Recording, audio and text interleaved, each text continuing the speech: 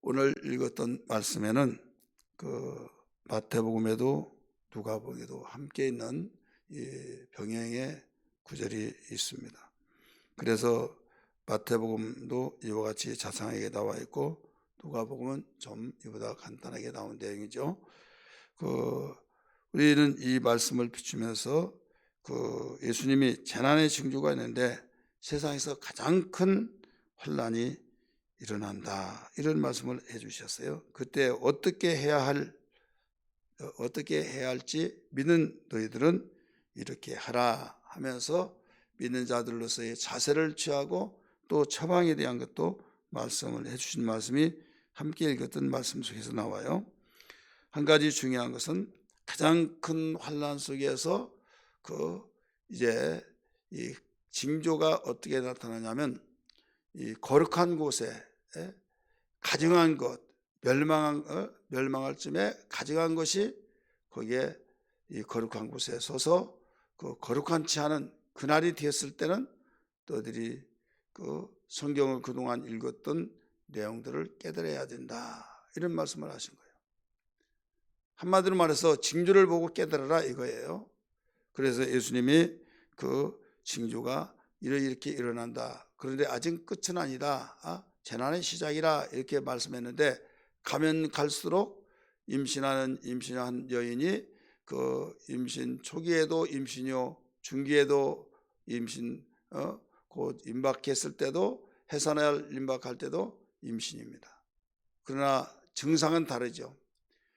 바로 재난의 이 징조도 다른데 가장 마지막에 그 재난의 징조는 뭐냐? 거룩한 곳에 가증한 것이 세워진다 이거예요. 거룩한 곳은 예루살렘의 성전이죠. 예루살렘 성 그 안에 성전이 있는데 여기는 하나님의 이름이 있는 곳이고 또 하나님이 함께 하셔서 약속이 담겨 있는 것이요, 솔로몬이 성전 건축하고 기도할 때 이곳에 와서 나라가 위기를 당할 때 손을 들고 기도하면 하나님께서 응답해 주셔서 위기를 해결케 해주시고, 농사지을 때 깐부가 일어나고 또 곡식이 잘못되어졌을 때 손을 들고 기도할 때 여호와께서 그 모든 것을 없애주시고 풍작이 일어나게 해주시고, 전쟁을 할 때 또 하나님이 이곳에 오셔서 우리가 와서 기도할 때 또 이곳을 향해서 성전을 향해서 기도할 때 하나님이 일하여 달라고, 이런 것입니다. 그래서 이 성전은 거룩한 제사를 드리기 위해서 어떻게 하느냐? 양이나 염소나 송아지를 잡아서 피를 먼저 뿌려서 거룩한 예식을 하죠.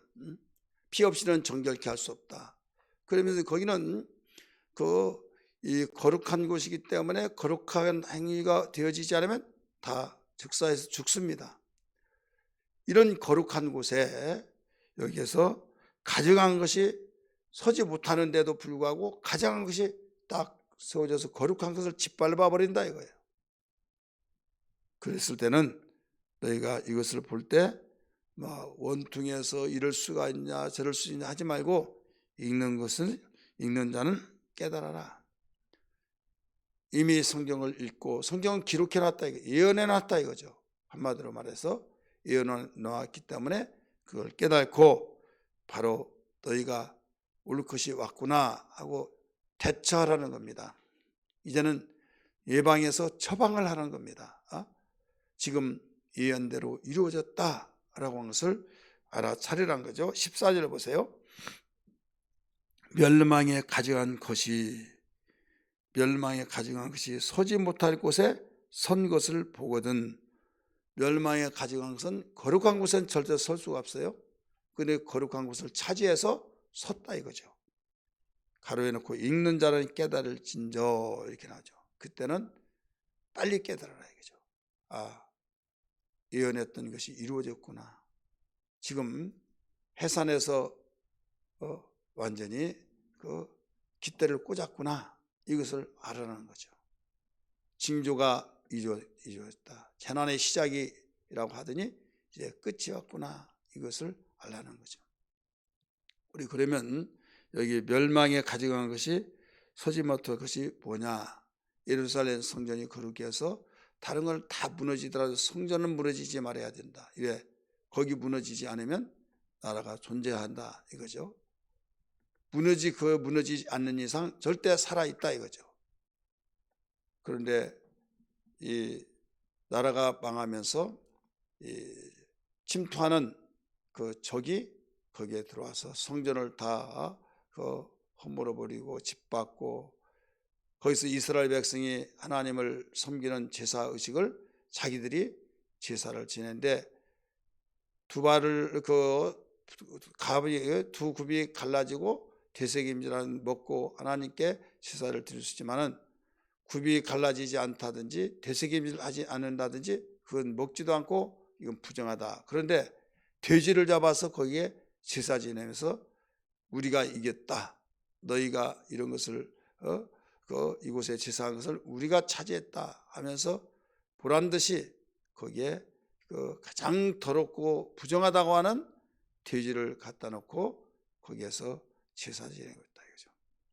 그때 보면은 이미 끝났다 이걸 알고 너희들은 이제는 맞서서 싸우지 말고 이렇게 생활을 해야 된다 이걸 가르쳐 준 거예요. 예레미야에게 이런 말씀하셨죠. 바벨론이 너희를 나라를 침략하면 항복하는 자는 살지만은 반항한 자는 죽는다. 그래서 반항하면 죽는다. 그러니 항복하라. 그 항복하라고 했다고 오히려 예레미야를 잡아 가두고 그랬잖아요. 예수님이 똑같이 말씀하신 거예요. 이럴 때가 되면 너희들은 먼저 유대에 있는 사람이 볼 거 아니냐. 유대에 있는 사람 보면 곧바로 산으로 도망가라는 거예요. 그래서 15절에 그렇게 14절 하반절에 나오죠. 깨달을진저 그때에 유대에 있는 자들은 산으로 도망할지니라. 그때 반항하고 투항하여 거기에서 대적해서 싸우려고 하지 말고 너희는 이미 늦었다. 끝났다. 그러니 너희 살려면 산으로 도망가라. 산은 영적으로 뭐냐? 그때는 실제로 산으로 도망가야만 됐습니다. 그래 이 예언은 이중적인 예언이에요.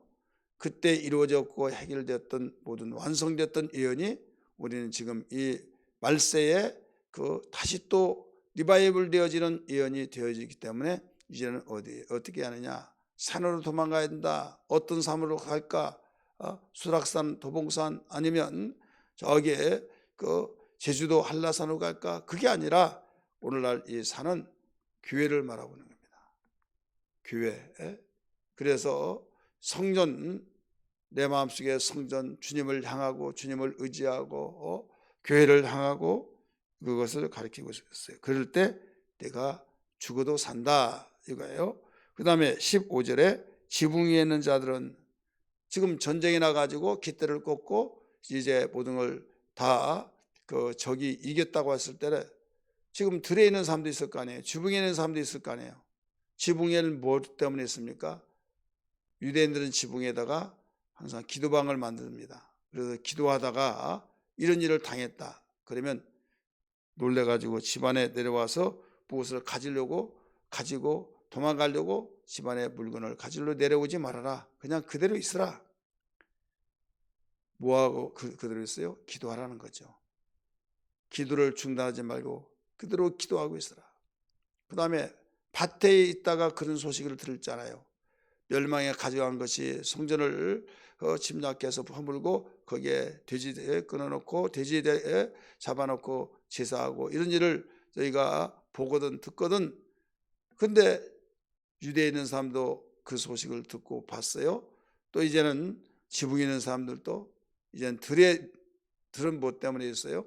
들은 일하러 갔죠. 그러면 큰일 났다 하면서 집 안으로 들어가서 거기에 겉옷을 가지러 들어가지 말아라. 그냥 입던 채로 거기에 들어가지 말아라 이거죠. 있는 대로 너는 그대로 밭에는 그 일을 다 하라 이거예요. 밭에서. 그래서 이 밭에서 있다는 것은 뭐냐면 일터죠. 일터. 그래서 전쟁이 일어났다고 해서 어떤 문제가 있다고 해서 하던 일을 중단하지 말아라. 일하라 이거죠.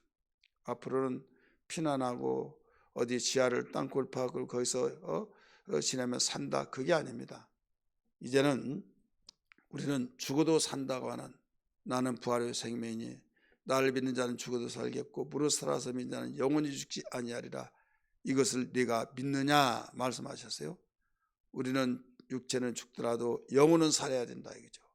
그래서 성전을 중심해서 우리가 마음의 성전을 기억하면서 오직 주님이 내 안에 계신다, 이런 고백하며 우리 생활해야 있고, 기도하는 처소에서 우리는 기도해야겠고, 깨어있는 기도, 또 해야 할 일을 우리는 그런 일이 있다고 그래서 중단하고 넋을 잃어버리지 말고 꾸준히 계속 하라는 겁니다. 그럴 때 네가 죽는다 할지라도 너는 심어놓은 그것이 있어서 영광을 가지고 다시 나타나게 될 것이다, 이겁니다.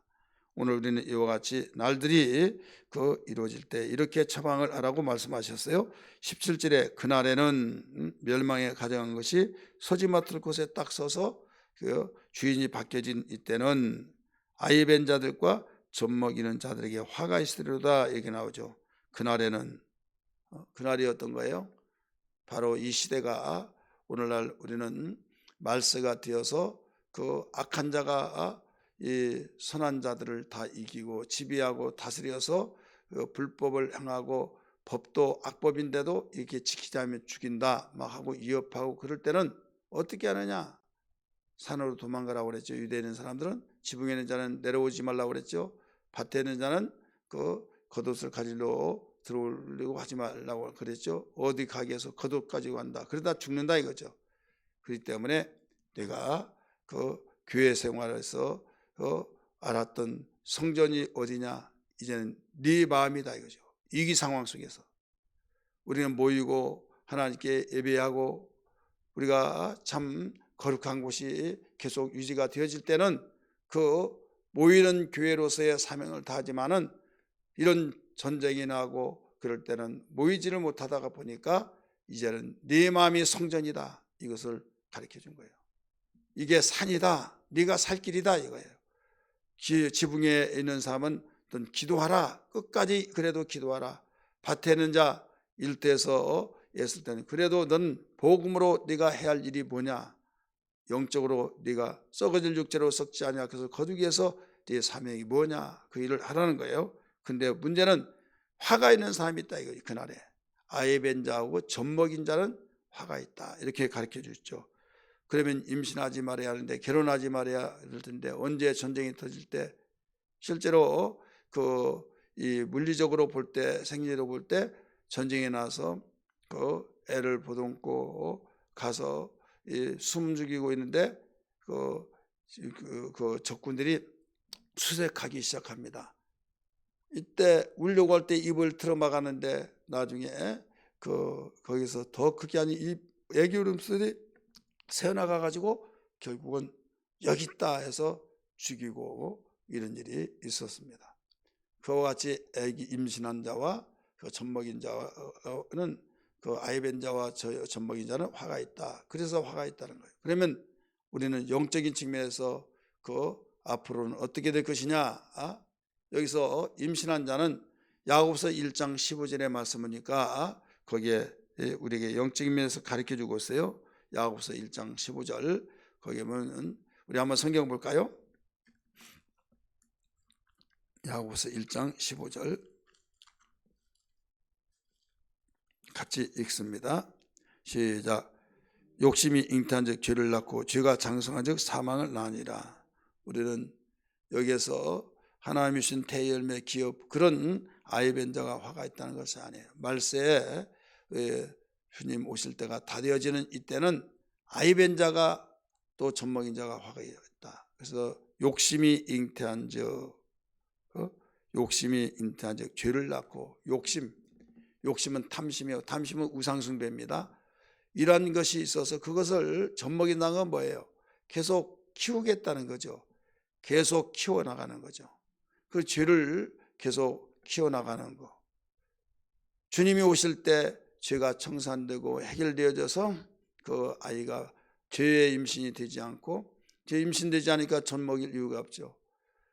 임신되면 해산하게 되고, 해산되면 그걸 키우리라고 젖을 먹이고, 죄가 잉태되어져서 나 자랄 때 그걸 계속 젖먹이듯이 키우듯이 유지가 되어진다면 이 사람은 화가 있다.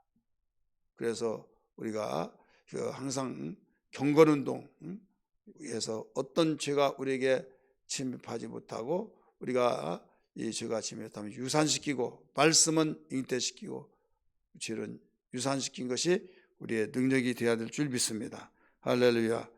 그리고 그 뒤에 말씀 보면 이 일에 겨울이 일어나지 않도록 기도하라 이런 말씀을 하셨어요. 이 겨울이 일어나지 않게 해서 이것도 사시사철 가운데 그런 기도를 하나 했는데 마태복음은 두 가지로 말했어요. 마태복음에서는 안식일이나 겨울이 되지 않도록 기도하라 그랬죠. 그래서 이 겨울은 웅크러지고 움츠러지고 활동 반경이 없고 또 이 모든 것이 어설퍼하죠. 안식일은 움직이지도 못하죠. 5리 이상을 가지를 못하니까 2km 이상을 활동을 못하는 거죠. 그래서 유대인들이 항상 당한 것은 적군들이 알고 안식일에 그들은 움직이지 않는다 해가지고 모든 단시간에 속결속전을 써서 모두 끝내야 된다. 그래서 꼭 언제 전쟁이 일어나냐? 안식일날 일어나요.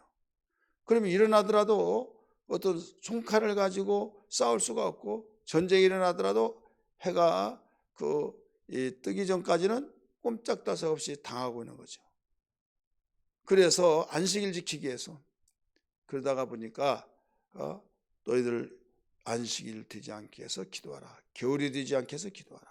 여러분 겨울은 가려고 하더라도 추워서 우리 꼼짝달싹 할 수도 없겠네 그러잖아요. 여러분 겨울 신앙 되어서는 안 된다 이거죠. 안식일 신앙 되어서는 안 된다 이거죠. 무슨 일이더라도 잠시 쉬고 있는 거 여러분 안식일 신앙이에요. 그래서 안식일이 하나님을 기억한 날이어야 되는데 자기의 날로서 모든 꼼짝달싹하지 않고 쉬어버리는 그날에 주님이 오시면 안 된다. 그날이 내가 이 죽을 무렵에 내 신앙이 중단되어지고 타락되어지고 쉬고 있는 그때 죽으면 안 된다 이거죠. 주님이 그때 오시면 안 된다. 내가 성령 충만할 때 내가 깨어있을 때 죽더라도 그때 죽고 또 주님 오실지라도 그때 오셔야만 복 있는 삶이 될 줄 믿습니다. 이것을 위해서 기도하라. 주님은 말씀하셨어요. 한 가지 중요한 것은 이런 환난이 전에도 없었고 후에도 없었고 아주 세상에 지어진 이후에 바로 이런 큰 환난이 없다. 이렇게 가르쳐주고 있죠.